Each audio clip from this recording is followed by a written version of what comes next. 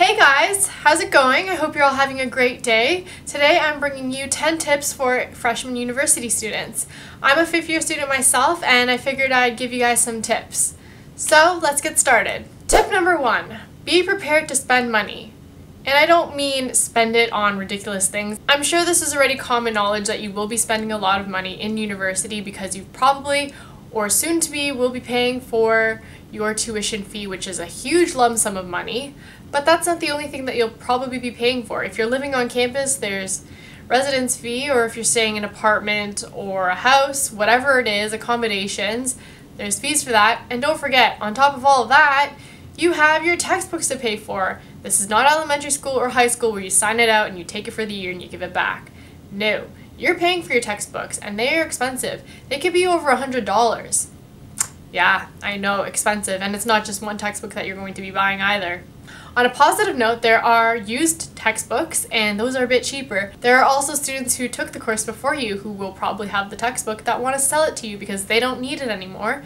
Go through them, it's cheaper. If you go to art school like myself, you're going to be buying art supplies, which includes paper, paints, pens, rulers, cutting boards, knives, canvases, and more.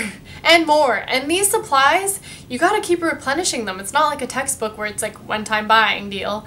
No, once you use that thing up, you're out of it, so you gotta go buy more. And also, if you're a design student, you're probably gonna be entered into a laptop program or something that has to do with computer programming, so there's a cost to that. That's just some things to keep in mind, and just a heads up for you guys to spend your money wisely. Tip number 2, stay organized. I'm telling you this is very important because your lives are going to be very busy once you enter university. You have different courses at different times, you will have different assignments, and you will also have events that you'll be going to, and anything else that has to do with your personal life, work maybe, stay on top of it. What I would suggest is being color coordinated, using highlighters if you guys are into that. I love colors, I'm an artist, I love paint colors, you know, this stuff is great. For example, pink could mean anything exciting happening, maybe like a movie date or a girls' night out.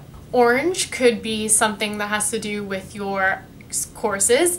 Maybe you want to color coordinate each course, so this could be like science and this is math and anything else. Maybe it means work. So you're probably wondering, what exactly am I highlighting, Erica?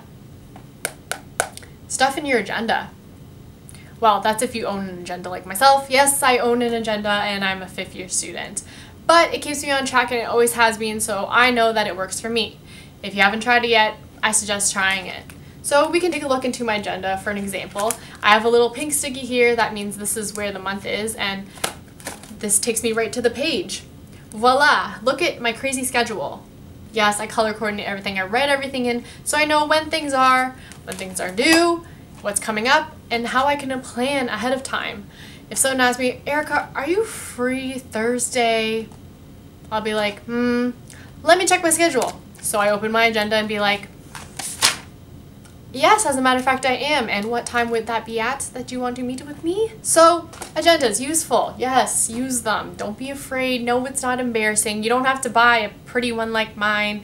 You could even just buy a notebook and write down important dates if you wanted to. That works for some people. You can buy a smaller one that's like this big. If you don't like the idea of using an agenda, you can use your computer. I know that Macs have the iCal, so if you're into the whole technology, digital thing, you can put it all in there. I myself also put it in there. So I have my written agenda and I have that one, just so that in case I ever forget to bring my written agenda, I have that on my laptop. Or if you don't like that idea, maybe take a piece of paper. You can draw your own calendar, you can write your own dates in there, and hey, if that works for you, that works for you. Another thing I would suggest is printing out all your syllabuses. Maybe a lot, but trust me, it's gonna be worth it so you can see it visually right in front of you. You can see when things are due and when you need to work on them. It's really up to you how you want to organize your schedule, your life, but I'm telling you, it is best to stay organized. Don't be disorganized because it's going to cause you a lot of stress. Tip number 3, go to class. I know this sounds silly because a lot of lectures don't take attendance, but it is vital that you attend because there is going to be information that you will miss if you do not attend. And these informations are usually going to be on your tests, and in your assignments, quizzes, whatever it is, papers. Go to class. You are paying for these classes.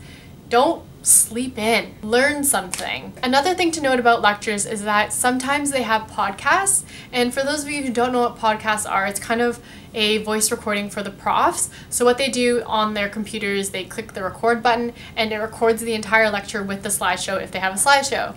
That way they have a documentation for students to go back on and study for their exams. But you can't always rely on those because sometimes technology messes up and it won't work, it doesn't end up saving, or they can't upload it to whatever they need to upload it to in order for you guys to have that file. So what happens when you don't attend lecture and you were relying on that podcast? Your problem, buddy.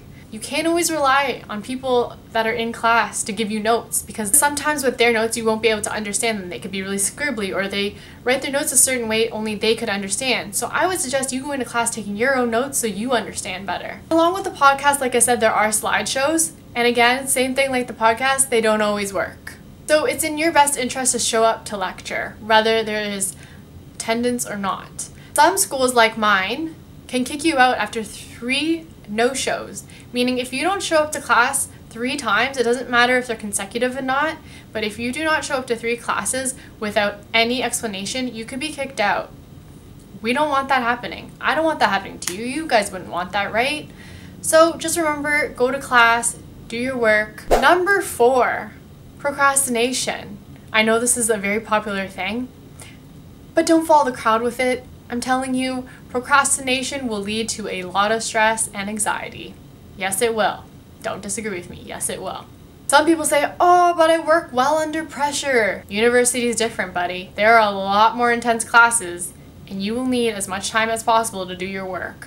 If you want to do well, that is. Number 5, major and minor. When I graduate, I will have a degree in drawing and painting with a minor in graphic design. So the major is your main focus. It is your core. And the minor is something that you do on the side on top of your major. Your minor isn't mandatory for a lot of things, at least it's not in my school and what I'm studying. I decided to take on a minor so that I could open my doors for better opportunities for jobs in the end. You don't have to do this is just my decision. If you're not happy with your major, that's okay, you can change it. A lot of people change their majors, and they don't just change it once, they change it a couple of times. There is no problem with that.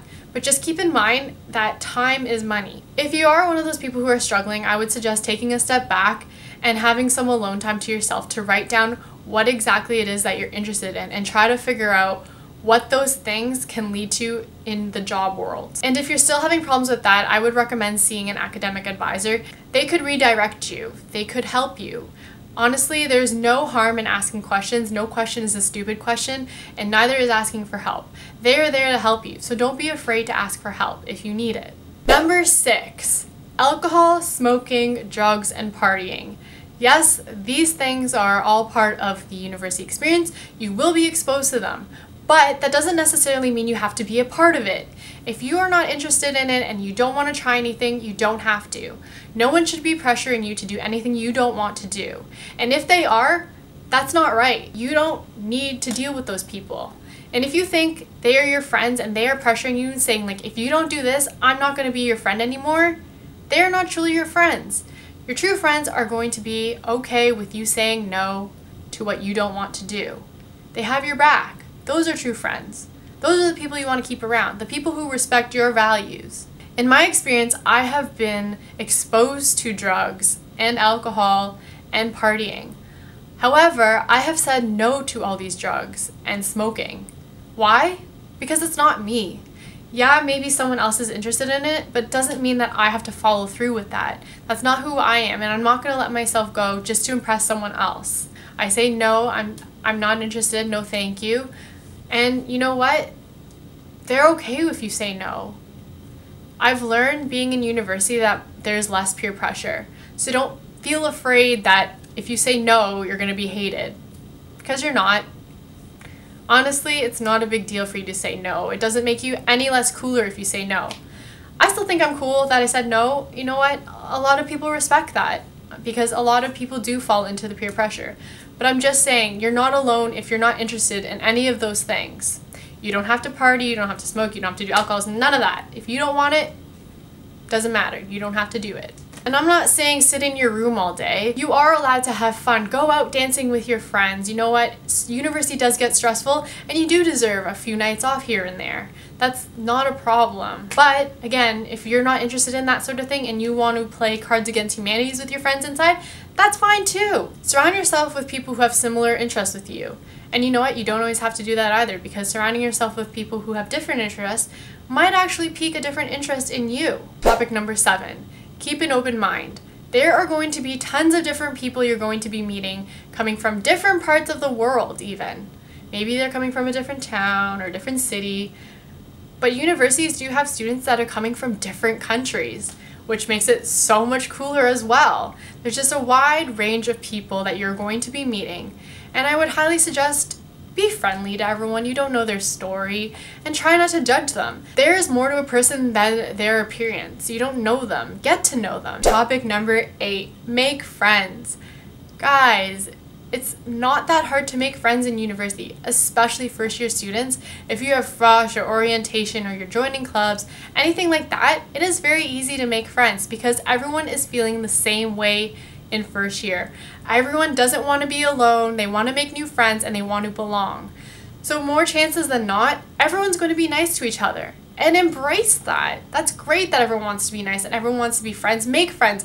Find the people that you want to be friends with. If you are living on campus or in a house, whatever it is, and you have roommates or floor mates, try to make friends with them. It makes things a little lighter and a bit happier of a place to be. I'm sure you will always find a friend somewhere, whether that's down the hall, in another building, or right in the next room. Making friends with your roommates or your floor mates or your housemates, whatever it is a great way for you to explore a place with someone else. You will have a buddy where you can go travel, and I'm not saying travel far, but maybe to a class, even just like walk to a class that you might have together, or you guys might be gym buddies.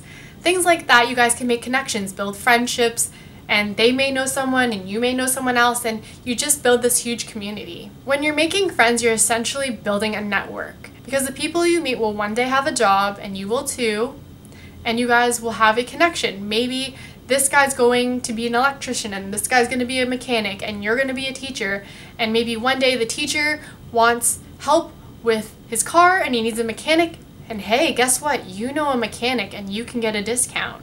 Everyone can stay connected one way or another. You don't have to come out with a million friends at the end of this university experience. You could even come out with a handful of really good friends, and that's okay too. And if you do come out with a massive amount of friends, good for you. Topic number 9, get involved. You can join clubs, you can join sports teams, you can join the gym, whatever it may be, join one. It doesn't have to be all of them. If you're much into fitness, maybe join the gym. I guarantee you'll make a friend there, maybe even more. You're joining these clubs because you're interested in what they have to offer, right? So if you're interested in the gym, I'm pretty sure the other people who are going to the gym are interested in going to the gym. Gym buddies? I think so. That way, when you have a gym buddy or a dance buddy or a soccer buddy, whatever it is, whatever buddy you may have or a group of friends in a club that you have friends. Look at that. You're getting involved and you have friends. Getting involved allows you to take a break from studying all the time. You don't want to be studying 24/7 after you finish your classes. University classes are very draining. I'm telling you, it's very intense and a lot is being thrown at you. So you're going to want to have somewhere to go to have a break. It's your chance to meet other people, share the same interests, and take a break from studying. Tip number 10, embrace it. Embrace everything that university has to offer you. Whether it's the good or bad times, embrace it, because it's not going to be there for a very long time, and those good and bad times are going to mold you into the person you're going to be at the end of this journey. I know university can be very stressful and you will have those times and you want to break down and cry. That's okay, cry. I've cried a lot. Go through those stressful moments. You're going to be okay. It's only going to make you stronger when you get through them. You'll be so proud of yourself. You'll be like, I made it through that. It was so hard. And you know what? You're going to look back and be like, that wasn't tough at all. Why was I stressing? At the time, obviously it is, but later on you'll realize you're going to go through a lot more. And you can handle all of that. You can handle anything that's being thrown at you. Just have confidence in yourself. Believe in yourself. You're going to make it. You're going to be okay. You just fight for what you want. Fight for your grades. Fight for that project. You want to make the best work that you can do. You do that. You do you. But guys, seriously, have fun. Don't be scared. Dive right into this experience. You're going to love it. Honestly, you're going to love it to pieces and you will miss it. I know I'm not done yet, but I know I'm going to miss it. I already miss it. But honestly, it's so exciting. It's such a great time in your life. You have so much independence and freedom that you probably won't get later on. It's definitely not the same. It's different from high school. It's different from when you graduate and you have a life of just working. Anyways, guys, that's the end of my 10 tips for freshman university students. I hope that you guys enjoyed it. If you did, give this video a thumbs up. Don't forget to click that subscribe button if you haven't already. Leave any questions or comments down below because I'd love to hear your thoughts. Let me know which tip of these were your favorites. And also, do you guys have any tips for freshmen, or are you guys entering university for the first time? Are you excited? Let me know. Also, last but not least, if you guys are interested in seeing more of these tip videos or like chatty videos, let me know because I'd love to make more. Anyways, thanks guys for watching. I'll see you in my next one. Bye! Students aren't being restricted to wearing these over their lifetime. They're just not appropriate for school. That's the only reason why they're telling you to put on another shirt that covers you up a little bit more, or even changing into other clothes. It's not about boys being distracted, nor is it about people holding back